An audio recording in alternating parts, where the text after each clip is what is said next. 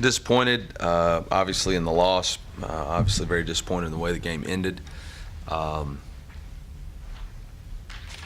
We didn't make the plays to win the game.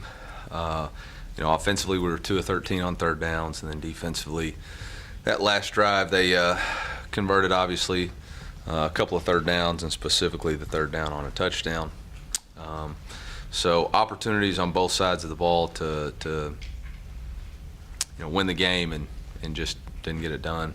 Had a couple of critical special teams errors, obviously dropping the punt to start the second half, and then trying to squib kick, hit one of the frontline guys and ends up giving them the ball on the 40 instead of back inside the 25. So again, wasn't nearly a clean enough game.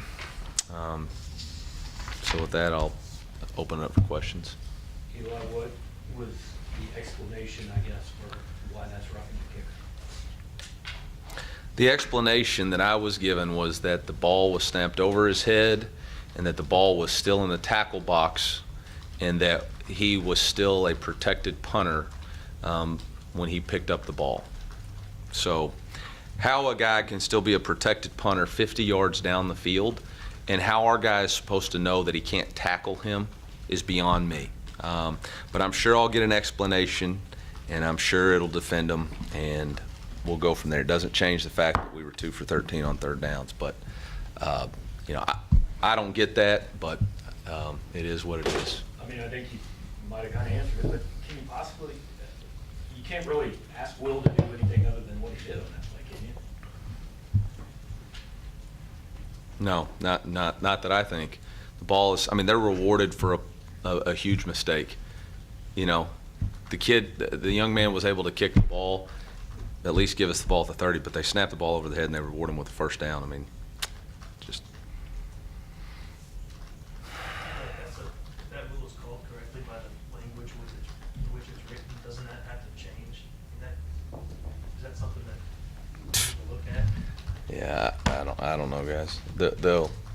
Yes, absolutely. Ball snapped over somebody's head that's 50 yards down the field on the 1 yard line. I'm not sure how anybody on the punt return team is supposed to play it any different. You do have to play defense, so yeah.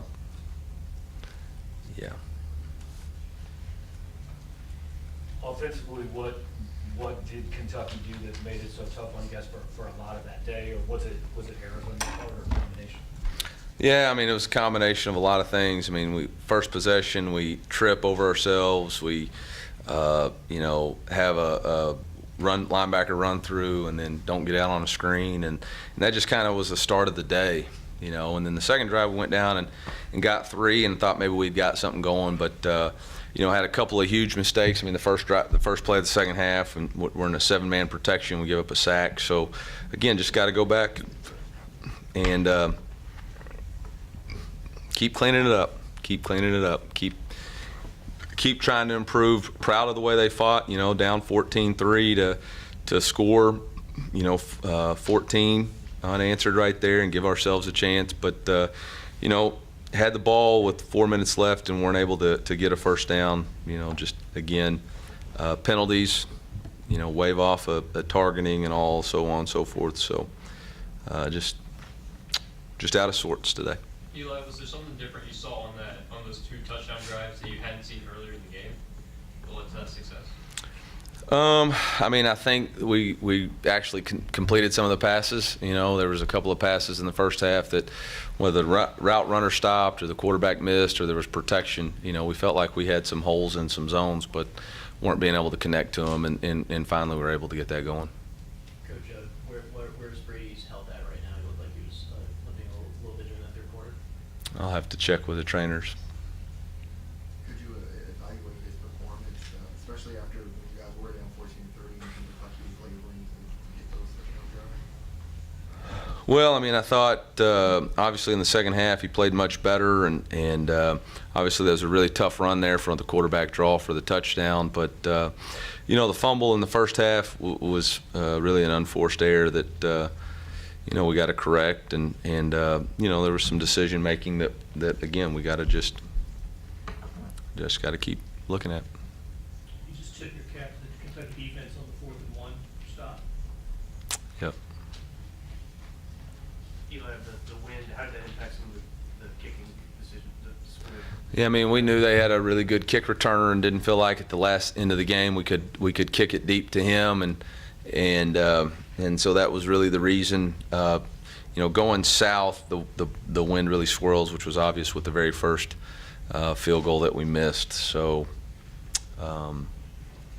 we're just trying to give our defense a chance to play and not do something crazy on special teams. Eli, what do you think kind of made your defense so successful today? Well, we stopped the run. We got pressure on the quarterback consistently. Don't know if you know anything on Darius. It looked like he left injured there after that big sack. Yeah, it looked like a shoulder, and we'll have to just monitor that and see. He'll see the doctor after the game. We'll go from there. On their first touchdown, was there something defensively that was supposed to happen that didn't? It looked like Ennis thought he was supposed to get safety help or something like that? Yeah, we'll have to go back and look. I wasn't exactly sure what the communication there was. Eli, that's probably not on your mind right now for the game, but the contract extension, any comments on just what that meant to show support? Yeah, incredibly grateful to obviously President Choi and Desiree and the board for believing in the direction of our program. And I know today's loss is disappointing, but it's the belief in how we're doing it and the direction that we're going, and really appreciate that belief. And belief's a powerful thing. And I talked about it a couple weeks ago. I really feel like we've improved in a lot of ways, and the results will come. The results will come. And I thought last week was kind of was hoping that last week was a pushing point, and obviously didn't get it done today. But we're still heading in the right direction. We got to keep everybody pulling in the right direction, and we got 3 games left, and we've got a lot of opportunities ahead of us. 2 of those at home, and got a lot of opportunity ahead of us, and this team will stay together and fight, and just a clarity of vision, and just a focus of where we're going. So I really appreciate it, and look forward to being the head football coach here for a long time. Coach, at this point, every FCC loss so far has come from one possession. Yeah. Is that a positive sign, or is that more a frustrating sign for you as coach? Both. It's frustrating because we haven't found the way or a play to win, but it's also a sign of progress and that we are in the fight. And now we got to find a way to win that fight. Coach, what was the explanation for why only Josh Landry got the penalty during that little skirmish and nobody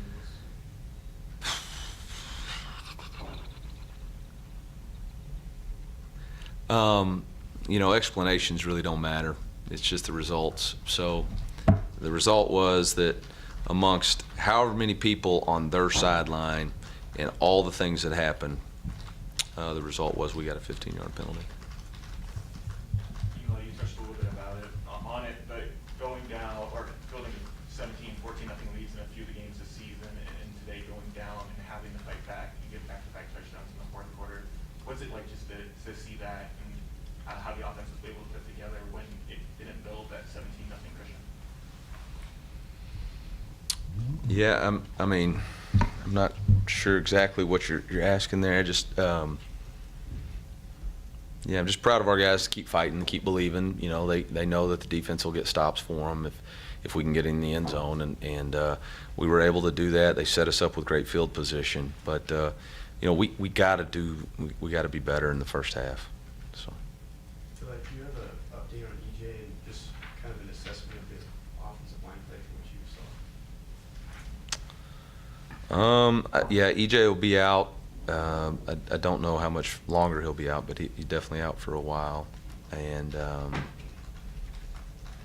we were just inconsistent. On some of those 3-down conversions for Kentucky, was that errors on the back end, or was that passers not getting home? What was happening there? I have to go watch the tape and see. In the heat of the moment, I think it's a combination of both. They 7-man protected that last one, which is I think it was a 5-man pressure with 7-man. So they're going to have some guys to double team, and yeah. Coach, last week, had 10 receptions on 10 targets, and this week it seems like you only have a couple of targets. Is there something they did, or was it just something in the offense? It was both. I mean, we tried to get him the ball in the start the second series, and tried to get him a jet sweep, and obviously we threw it to him a couple of times. They had that one in the red zone that just missed, and then obviously we had the one where they call it illegal touching. So it's, I promise on every pass play he's somebody that we're looking for. Anything else, Coach? Thank you.